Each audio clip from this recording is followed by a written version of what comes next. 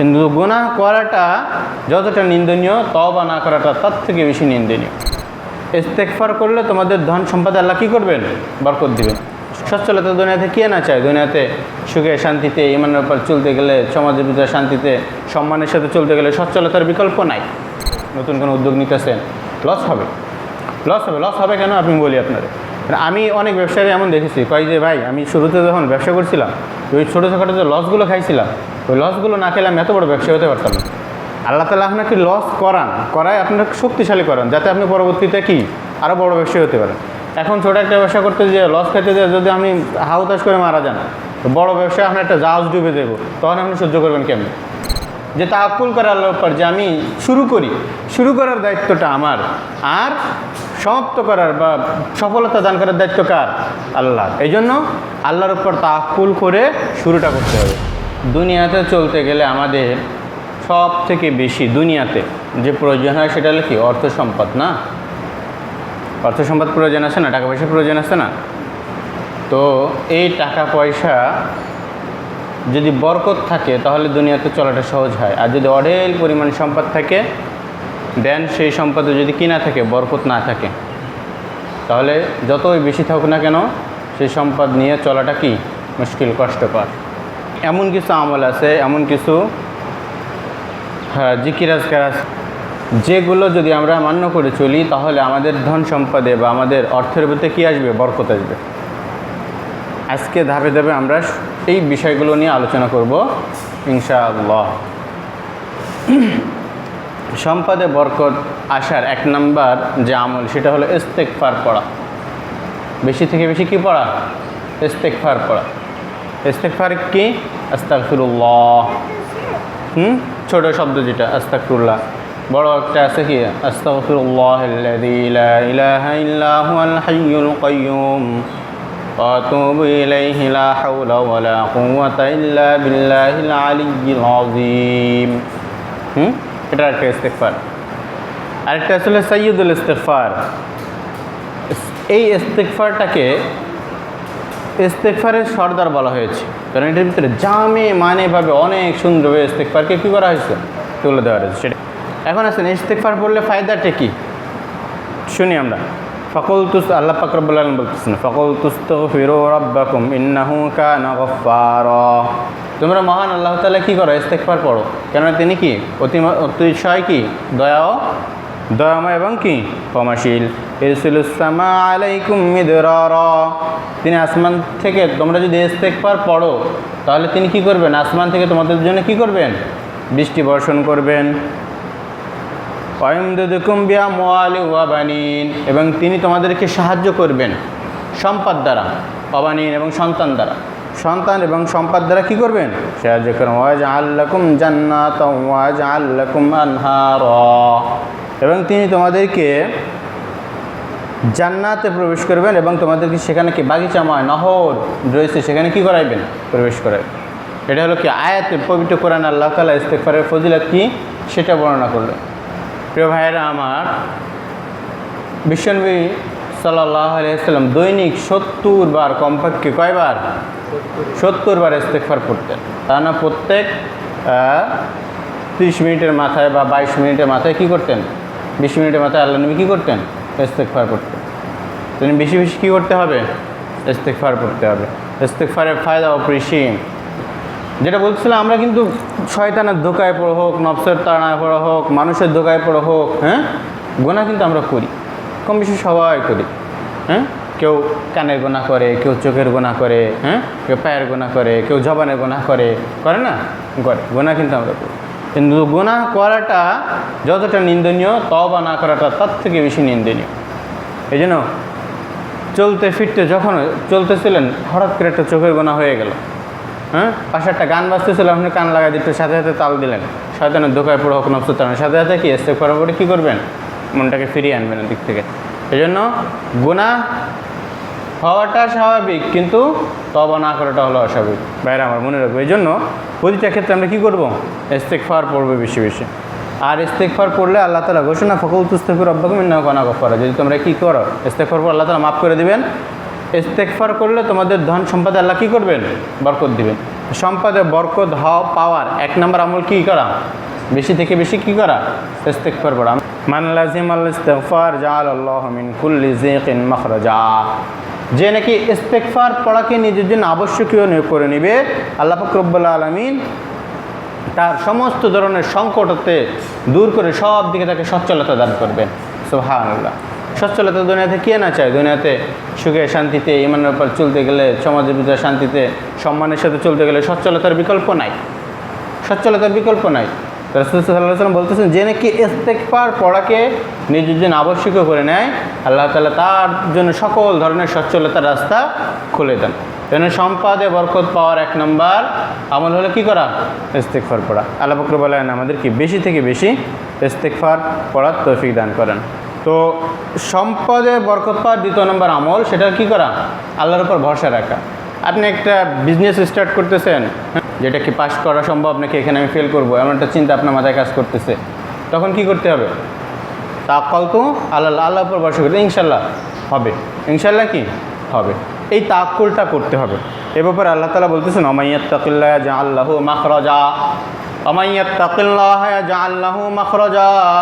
যে ব্যক্তি নাকি আল্লাহর উপর তাওয়াক্কুল করে, আল্লাহ তাআলা তারকে রাস্তা বের করে দেন। সুবহানাল্লাহ। যে তাওয়াক্কুল করে আল্লাহর উপর, যে আমি শুরু করার দায়িত্বটা আমার, আর সমাপ্ত করার বা সফলতা দান করার দায়িত্ব কার? আল্লাহ। এই জন্য আল্লাহর উপর তাওয়াক্কুল করে শুরুটা করতে হবে। তারপরে আয়াতে কি বলছেন? ওয়ারযুকহু মিন হাইসু লা ইয়াহতাসিব।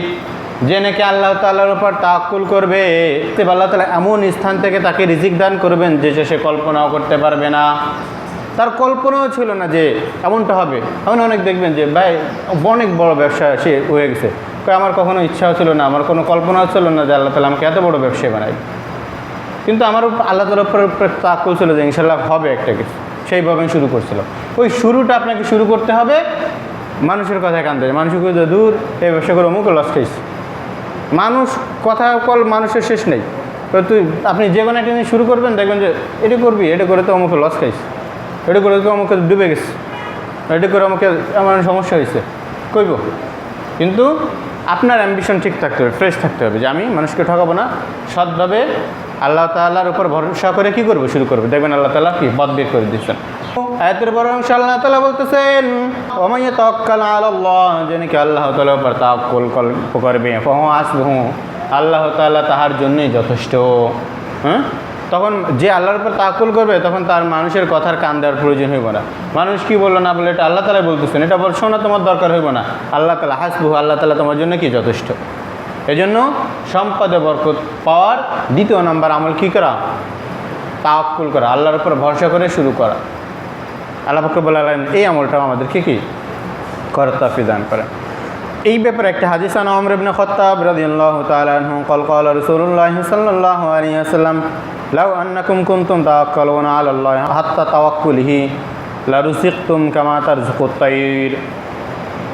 হযরত ওমর ইবনে খাত্তাব রাদিয়াল্লাহু তাআলা আনহু থেকে বর্ণিত, তিনি বলেন যে রাসূল সাল্লাল্লাহু আলাইহি ওয়াসাল্লাম বলেছেন, যদি তোমরা আল্লাহ তাআলার উপর তাওয়াক্কুল করার মতন তাওয়াক্কুল করো, আল্লাহ তাআলা তোমাদেরকে এমনভাবে রিজিক করে দিবেন, কামা তারযুকুত তায়রু তাকুদ্দু খিমাসান ওয়া তারুহু বিতানান, যে তোমাদেরকে এমনভাবে রিজিক দিবেন যেমন নাকি আল্লাহ তাআলা পাখিদেরকে রিজিক দেন।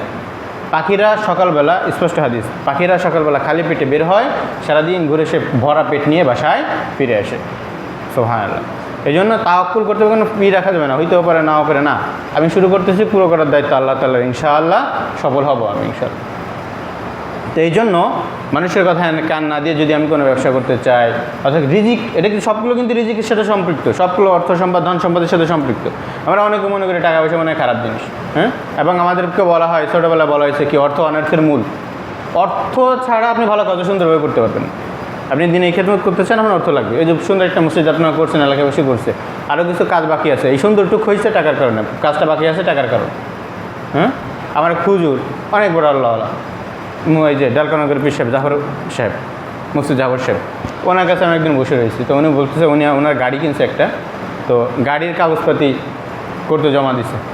তো ওনার খাদেম যে আছে, তো ওনাকে বলতেছে, অ্যাসিস্ট্যান্ট, ওনাকে বলছে কাজ কি আগাইছে, কাগজের গাড়ি ওইটা নিয়ে বের হবে পরের দিন, এটা কি নিয়ে বের হওয়ার উপযুক্ত কিনা, সব কাজ হয়ে গেছে, শুধু টাকাটা দিতে বাকি আছে, টাকা দিতে বাকি মানে তো সবই তো বাকি, টাকা দিতে বাকি মানে তো সবই বাকি নাকি?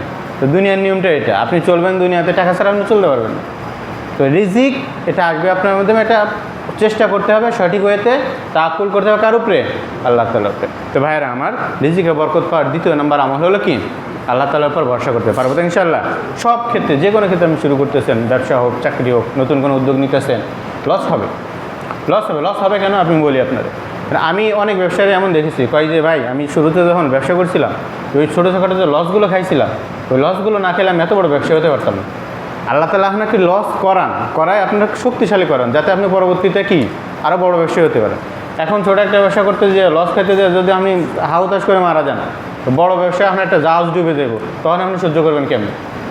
এখন 5,000 টাকা, 10,000, 50,000 টাকা লস হইতেছে, আপনার একটা আল্লাহ তাআলা আপনাকে একটা শক্তিশালী করে নিচ্ছেন।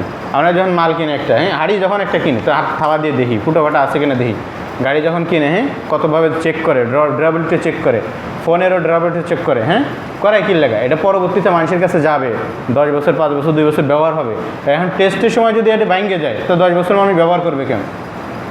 10 বছর একজন মানুষ ইউজ করবে, আপনার আল্লাহ তাআলা বড় ব্যবসায়ী বানাবেন, তো আপনি একটু টেস্ট করে নেবেন তো, যে সহ্য করতে পারবে কিনা। এই লসগুলোতে বিচলিত না হওয়া, আবার শুরু করা, এটা হলো কি ইসলামের শিক্ষা। 3 নম্বর আমল সম্পদে বড় হওয়ার, সেটা হলো হজ উমরা পালন করা। এ ব্যাপারে ইসলামের হাদিস, আন আব্দুল্লাহ ইবনে মাসউদ রাদিয়াল্লাহু তাআলা আনহু قال قال رسول الله صلى الله عليه وسلم تعبوا بين الحج والعمرة فإنهما ينفيان الفقراء। তো আল্লাহর নবী বলতেছেন যে তোমাদের হজ উমরা যদি তোমরা পালন করো, তো তোমাদের গুনাহ এবং তোমাদের দারিদ্রতা এইভাবে মুছে যাবে, যেমন কামারের হাপড়ে স্বর্ণের ময়লা এবং লোহার জং নিঃশেষ হয়ে যায়। সুবহানাল্লাহ। এরপরে বলতেছেন ওয়ালাইসা লিল হাজ্জিল মাবরুর সাওয়াবুন ইল্লাল জান্নাহ, এবং হজে মাবরুর অর্থাৎ কবুল হজের সওয়াব একমাত্র কি? জান্নাত। সুবহানাল্লাহ। আমরা যেহেতু এখানে যে জানতে চাচ্ছি যে সম্পদে বরকত হওয়ার জন্য, তাহলে 3 নম্বর আমল হল কী করা? হজ উমরা পালন করা। এখন আসেন, অনেকে বলবে যে হুজুর আপনি অবশ্যই ওয়াজ করতেছেন হাদিস দিয়ে যে হজ উমরা পালন। প্রথমত আপনাকে বিমান আনতে হবে, যেটা আল্লাহ নবীর কথা, কোনো সন্দেহ আছে? এটা আমার কথা, কোনো পীর সাহেবের কথা, কোনো বাড়াওয়ালার কথা, নাকি ডাইরেক্ট আল্লাহ নবীর হাদিস? তিরমিজি শরীফের 810 নম্বর হাদিস। সময় সংক্ষিপ্ত দেখে আমি হাদিসের কিতাবের নামও বলতেছি না, হাদিস নাম্বারও বলতেছি না। তো এই হাদিসের ভিতরে স্পষ্ট আছে কি? হজ উমরা পালন করলে কী হবে? সম্পদ বাড়বে, সম্পদে বরকত হবে, ফকির দারিদ্রতা কি নিঃশেষ হয়ে যাবে। কেমনি? আমরা তো দেখি হজে যেতে গেলে কি 4-5 লাখ টাকা লাগে, উমরা যেতে গেলে 1-1.5 লাখ টাকা লাগে না? যারা হজ করছে, উমরা করছে, করার পরে তাদের জীবনে কিছু হায়াত পাইছে। আমাদের দেশের মানুষের হলো যে হজ উমরা করবে শেষ বয়সে, কি এটা ভুল। আপনাকে আল্লাহ তাআলা এখন একটু সম্পদ দিছে, হজ করার মতন সম্পদ দিচ্ছে, হজ করে ফেলান। উমরা করার মতন সম্পদ দিচ্ছে, উমরা করে ফেলান। আমি এখানে বসে 50টা আমি হজ উমরা অল্প বয়সে হজ উমরা করার পরে ভালো ব্যবসা আগের থেকে ভালো হয়েছে, 50 জনের লিস্ট দিতে হবে। শত মানে স্টাডি পাইছি যে বলছে যে উমরা করার পরে ব্যবসা উন্নতি হয়েছে। কেমনে? উমরায় গেছে, উমরা তো যাইতেছে সবাই ধনী মানুষ, ব্যবসায়ী মানুষ। সে চশমার ব্যবসা করতো, আরেকজন চশমা চায়না থেকে আনে, দেখা যাচ্ছে যে পাটতলি থেকে আনে চশমার ব্যবসা করে। মানে চায়না ইম্পোর্টারের সাথে যখন যোগাযোগ হয়ে গেছে, আগে একটা মাল আনতো সে মনে করেন যে 120 টাকায়, 200 টাকায়, এখন ডাইরেক্ট চায়না ইম্পোর্টারের সাথে একসাথে হজে গেছে, একসাথে আল্লাহ রাস্তায় কাটাইছে, এর থেকে ভালো সম্পর্ক তো আর নাই। বলছে ভাই তুমি তো পাটারোলা থেকে মাল নাও, তোমার মাল না দেয় আমার থেকে নিবা। আগে নিত 100-150 টাকা করে, এখন মাল নিতে সে 65 টাকা করে, অর্ধেক দামে মাল পাইতেছে। ব্যবসা বাড়ছে কিনা? হজ উমরা গেলে এমনি ব্যবসা বাড়ে, হাজার উদাহরণ আছে আমার। ব্যবসার নলেজ বাড়ে, এই নেটওয়ার্কিং বাড়ে। এই জন্য এছাড়া আল্লাহ তাআলা তো দিবেন, আপনার ব্যবসা না যে কোনোভাবে আল্লাহ তাআলা দিবেন, এটা আল্লাহ রসুলের ওয়াদা না? ফকির আপনার দারিদ্র থেকে একদম মুছে দিবেন যদি আপনি কী করেন? হজ উমরা পালন। এই জন্য আমরা নিয়াত করি, এখন থেকে দোয়াও করবো যে আল্লাহ আমাকে এত সেটা সম্পদ দেন যাতে আমি আগামী বছর বা আগামী মাসে বা 2-1 মাসের মধ্যে কি উমরা যেতে পারি। নিয়াত করেন, এবং আল্লাহ তাআলা দিচ্ছে। ওই যে আয়ের আগেই বলছে তাকুল করতে, তাকুল করার চেষ্টা করেন, ব্যবসা যেটা করে সেটা বড় করার চেষ্টা করেন, দেখবেন যে কি আল্লাহ তাআলা সহজ করে দিচ্ছে। যাই হোক প্রিয় ভাইরা আমার, সম্পদের বরকত হওয়ার 4 নম্বর আমল হলো হিজরত করা এবং জিহাদে অংশগ্রহণ করা। সেটা কি? সেটা হলো যে হিজরত বলা হয় স্থান পরিত্যাগ করাকে, স্থানান্তর করা। অর্থাৎ আপনি এখন এখানে আছেন, এখন সার্বিক উন্নতির জন্য, ইমান আমল সব দিকের উন্নতির জন্য কী করা? এই স্থান ত্যাগ করে অন্য স্থানে যাওয়া। আর হাকিকি হিজরত কোনটা? হাকিকি হিজরত হলো দিনের জন্য। আপনি এমন একটা স্থানে আছেন যেখানে আপনি পরিপূর্ণরূপে দিনের উপর থাকাটা কষ্টকর হয়ে যাচ্ছে আপনার জন্য, তখন সেই স্থান ত্যাগ করে আপনার এমন একটা স্থানে যাওয়া যেখানে গেলে কি হয় আপনার জন্য দিনের উপর চলাটা সহজ হয়। সময় সংক্ষিপ্ত, পরবর্তীতে হাদিসটা পড়ার সময় হচ্ছে না। 5 নাম্বার, সময় মতো নামাজ আদায় করা এবং ইবাদতের জন্য নিজেকে মুক্ত করে দেওয়া। সময় মতো কী করা, এটা হলো সব থেকে বড় আমল। সম্পদে বরকত হওয়ার জন্য সব থেকে বড় আমল সেটা কি? 5 ওয়াক্ত নামাজ আদায় করা। আল্লাহ নবী স্পষ্ট কথা যে ব্যক্তি নাকি 5 ওয়াক্ত নামাজ মতো সে আদায় করে আল্লাহ পাক রব্বুল আলামিন তাকে 5টি পুরস্কার দেবেন। কয়টি পুরস্কার? 5টি পুরস্কার। একটি পুরস্কার দেবেন দুনিয়াতে, মাত্র একটি। সে একটি কি জানেন? সে একটি হলো আপনার দুনিয়াতে যত ধরনের রিজিকের অভাব আছে সমস্ত অবর্তন দূর করে দেবেন। সুবহান। এ ব্যাপারে হাদিস যে ইন্নাল্লাহ তাআলা ইয়াকুল, আল্লাহ রাসূল সাল্লাল্লাহু বলছেন, আল্লাহ তাআলা বলছেন যে ইয়া ইবনে আদম, হে আদম সন্তান। আমরা সকলে আদম সন্তান, আমরা আদিপিতা কি আদম আলাইহিস সালাম না? আল্লাহ তাআলা বলতেছেন হে আদম সন্তান শোনো, তাফাররুক লি ইবাদাতি, তোমরা আমার ইবাদতের জন্য একটু সময় বের করো। বিনিময়ে আমি কি করব? আমলাউ সাদরুকা গিনান, আমি তোমাদের অন্তরকে ধনাঢ্য দ্বারা ভরে দেবো। ওয়াসদ্দ ফাকরুকা, এবং তোমাদের যে দারিদ্রতার যে রাস্তা আছে সেটা সংকুচিত করে দেবো, সেটা বন্ধ করে দেবো। এরপর কি বলতেছেন? শুধুমাত্র এটা করলে আল্লাহ তাআলা বলতেন যদি তুমি তোমার হাতকে দুনিয়াতে ব্যস্ত রাখো, দুনিয়ার সকলে ব্যস্ত রাখো, তাহলে আমি কী করবো? ওয়ালাম আসুদ্দ ফাকরুকা, তাহলে আমি তোমার জন্য ফকরাতের যে রাস্তাটা ছিল এটা আমি বন্ধ করে দেবো না, সেটা চালু থাকবে। এখন আসেন এখানে কিন্তু আল্লাহ তাআলা কিন্তু এটা বলেন নাই যে তোমাদের ধনাঢ্যতার পন্থা আমি বন্ধ করবো না, কিন্তু তোমাদের দারিদ্রতার যে রাস্তা আছে এটা বন্ধ করবো না। দারিদ্র থাকলে থাকতে পারে, সম্পদ থাকতে পারে, কিন্তু তোমার অসুবিধা থাকবে। সেটা কেমন? দেখবেন যে অনেকের সামান্য ছোটো একটা ব্যবসায়ী, চকে একটা দোকান আছে বা কলাতে একটা দোকান আছে বা শেরানগরে একটা দোকান আছে, সব কিছু মিলে সে ভালোই চলতেছে, দেখলে মনে হয় যে এর মতো সুখে, সে সুখী মানুষ, এক কথা সুখী মানুষ। দুনিয়াতে সুখে থাকার বিকল্প তার কিছু নেই। কিন্তু আবার দেখবেন অনেকের অনেক ব্যবসা, বড় ব্যবসা, কিন্তু এই আজকে অমুক জায়গায় স্টুডেন্ট হইতেছে, অমুক অসুস্থ, মনে তার শান্তি নাই, দেখলে তার চেহারা দেখলে একটা হতাশাগ্রস্ত তার ভিতরে আসে। এটাই হলো পার্থক্য। এই জন্য আল্লাহ তাআলা বলছেন আমার জন্য একটু কী করো, সময় বের করো, আমি তোমার জন্য কী করব? সচ্ছলতার রাস্তা খুলে দেবো এবং দারিদ্রতার রাস্তাকে বন্ধ করে দেবো। এই জন্য প্রিয় ভাইরা আমার, আমরা যেখানে থাকি যে অবস্থা থেকে 5 ওয়াক্ত নামাজটা আদায় করবো, পারবো তো ইনশাল্লাহ? ইনশাআল্লাহ। 6 নম্বর আমল, সম্পদের বরকত রাখার 6 নম্বর একটা আমল, সেটা হলো কী করা? আত্মীয়তার সম্পর্ক বজায় রাখা। এটা পরীক্ষিত আমল, মানে খুব বেশি পরীক্ষিত আমল। আত্মীয়তার সম্পর্ক কী রাখা? বজায় রাখা। দেখবেন পরিবারের সাথে যারা মিলেমিশে থাকে, কম বেশি যাদের ইনকাম যেমনই ইনকাম থাকে, একটা সুখে শান্তিতে কি বসবাস করতে পারে। এই জন্য যে কোনো ধরনের আত্মীয়তার সম্পর্ক সেটা কী করা যাবে না? ছিন্ন করা যাবে না। তো স্পষ্ট হাদিস যে যদি আপনি চান আপনার কি সম্পদে কী আসুক, বরকত আসুক, প্রশস্ততা আসুক, তাহলে আত্মীয়তার সম্পর্কে কী রাখতে হবে? বজায় রাখতে হবে। কীভাবে বজায় রাখা? খোঁজখবর নেওয়া, সুস্থতা অসুস্থতার সময় পাশে দাঁড়ানো, হ্যাঁ, বিপদে আপদের সময় তার পাশে দাঁড়ানো, এইভাবে। এবং এটা আমরা যদি বাহ্যিক দৃষ্টিতে দেখিও, তাহলে আপনার একটু অসুবিধা হয়েছে, এখন আপনি একা, একটা অ্যাক্সিডেন্ট হয়েছে, আপনার মনে করেন যে 50,000 টাকা আপনার চিকিৎসা খরচ হয়েছে, একটা রোগ হয়েছে, কারণ আপনার নিজের একটা সম্পদ থেকে যখন আপনি খরচ করবেন পুরোটা আপনার 50,000 টাকা, 1,50,000 টাকা নিয়ে যাবে, বড় একটা আর্থিকভাবে একটা ডাউনগ্রেড আসলো না? যেন পরিবারের সাথে থাকেন, হ্যাঁ, আপনার ভাই দিল 5,000, হ্যাঁ, বাপ দিল 10,000, চাচা দিল 10,000, বন্ধু দিল 10,000, আপনার চিকিৎসা কিন্তু তারাই করে ফেলেন।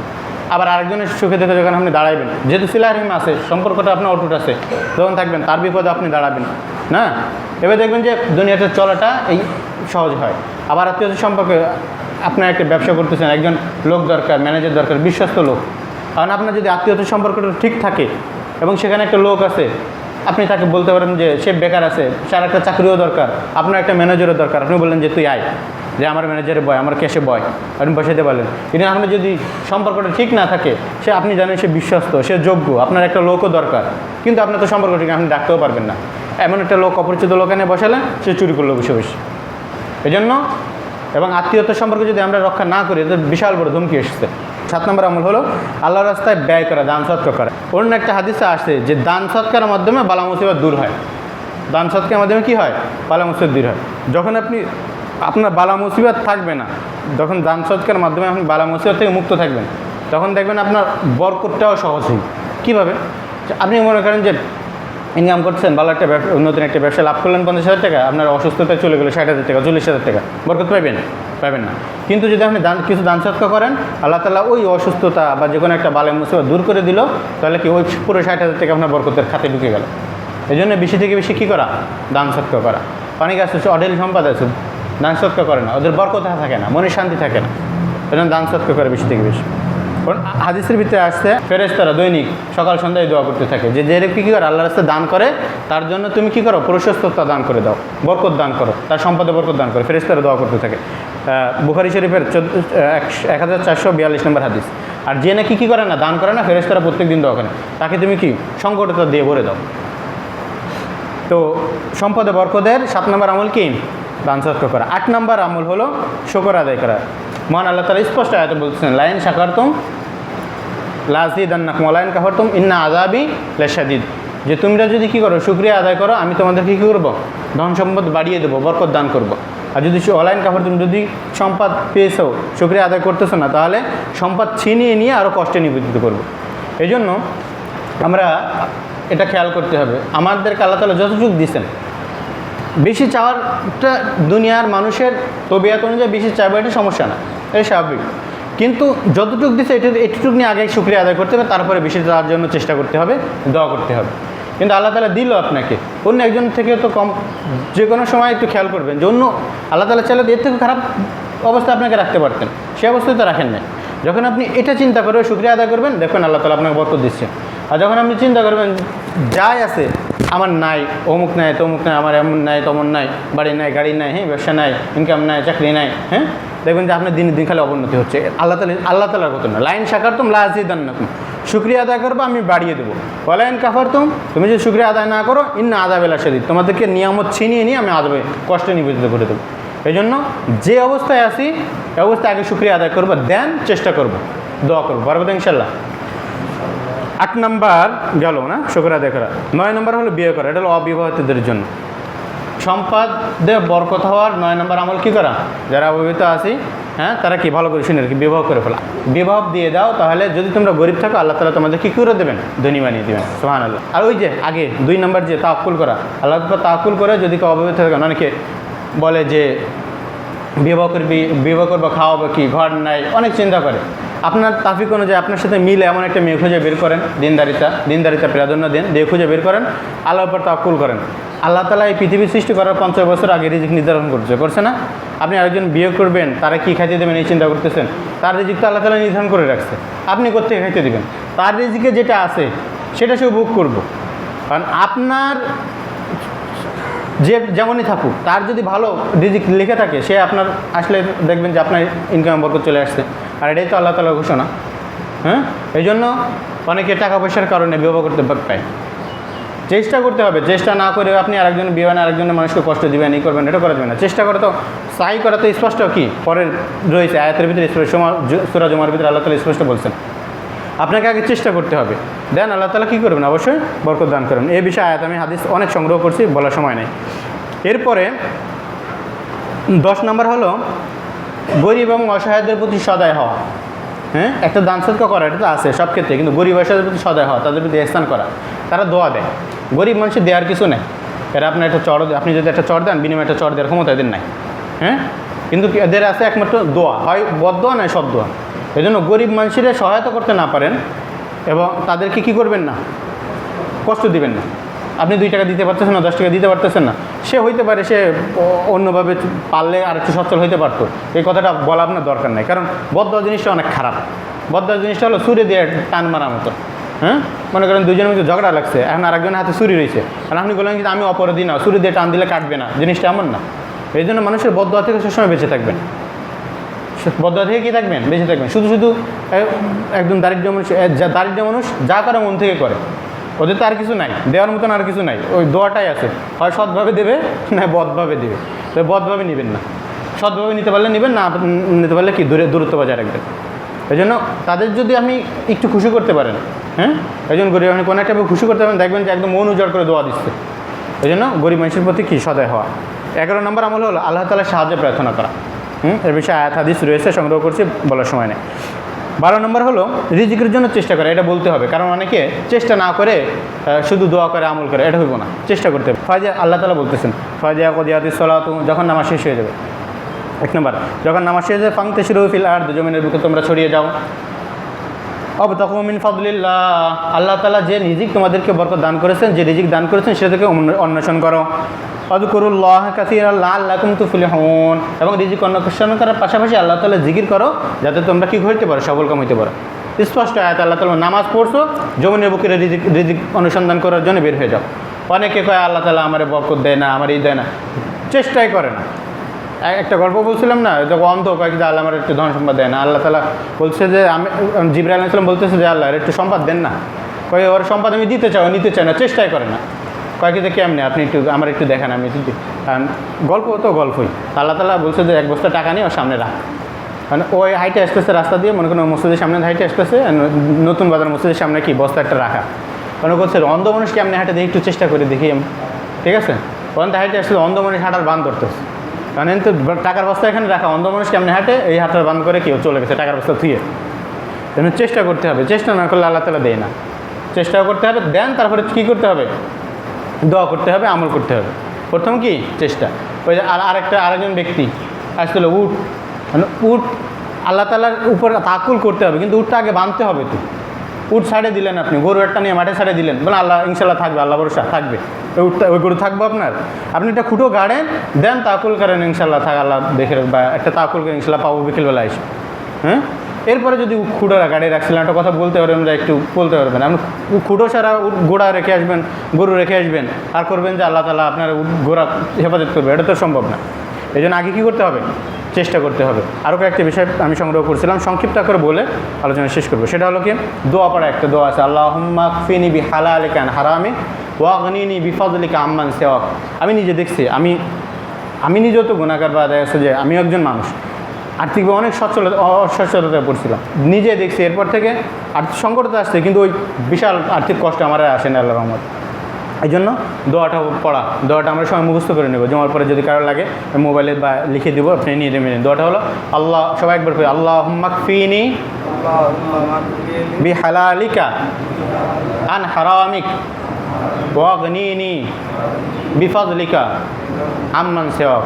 অনেকে পড়তেছে না, এটা তো ধন সম্পদ লাগবে না, বরকত দরকার নেই। হ্যাঁ, আল্লাহ তাআলা বুঝদান করুক। আল্লাহ পাক বলেন আমাদের সকলকে হালাল পথে সঠিকভাবে চেষ্টা করার এবং বেশি থেকে বেশি সম্পদ, নেক সম্পদ, বরকতি সম্পদ অর্জন করার তৌফিক দান করেন। আমিন। সুবহানাল্লাহি ওয়া বিহামদিহি, সুবহানাকাল্লাহুম্মা ওয়া বিহামদিকা, আশহাদু আল্লা ইলাহা ইল্লা আনতা, আস্তাগফিরুকা ওয়া আতুবু ইলাইক। যারা সুন্নাত পড়েন 4 রাকাত কবর জমা পড়েন।